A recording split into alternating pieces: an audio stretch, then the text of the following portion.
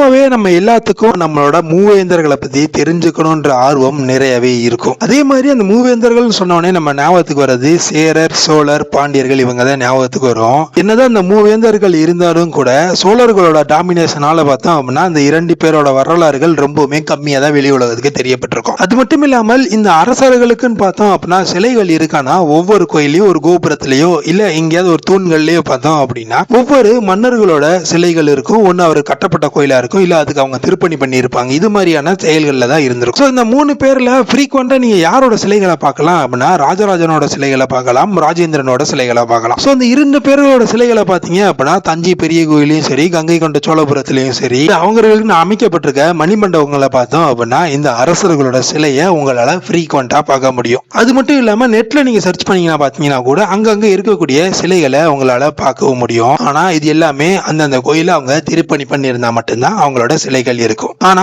இப்ப நான் சொல்ல போறிய கிட்டத்தட்ட 7 பேரோட சிலைகள், இந்த 7 பேர்ல பார்த்தோம் அப்படின்னா 2 சோழ மன்னர்கள் இருக்காங்க, ஒரு பாண்டிய மன்னர் இருக்காரு, ஒரு பாண்டிய மன்னரோட அரசி இருக்காங்க, 2 பல்லவ மன்னர்கள், ஒரு சேர மன்னரோட சிலையும் பார்த்தோம் அப்படின்னா நீங்க எல்லா கோயிலையும் பார்க்க முடியும். குறிப்பா நீங்க சிவன் கோயிலுக்கு போனீங்க அப்படின்னா கண்டிப்பா இந்த 7 பேரையும் உங்களால பார்க்க முடியும். இப்படி எல்லா சிவன் கோயிலையும் இந்த 7 பேரை பார்க்க முடியும் அப்படின்னு உங்களுக்கு சந்தேகம் வரலாம்.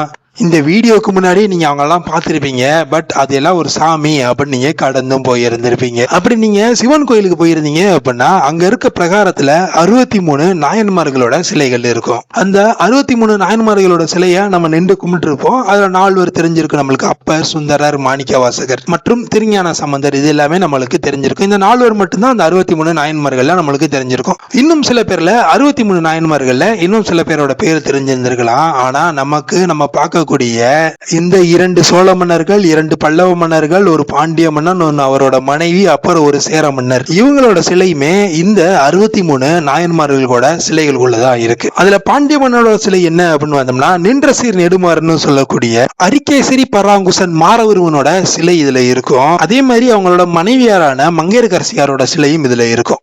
புகழ் சோழ நாயனாரும் செங்கனார் என்று அழைக்கக்கூடிய கோச்செங்க சோழனோட சிலையுமே பார்த்தோம் அப்படின்னா இதுக்கப்புறமா 2 பல்லவர்கள் யார் யாரு அப்படின்னு பார்த்தோம்னா ஐயடிகள் காடவர் கோன் ஒரு நாயனாரும் களச்சிங்க நாயனார்னு சொல்லக்கூடிய இன்னொரு நாயனாரோட பல்லவ மன்னரோட சிலையும் இதுல இருக்கு.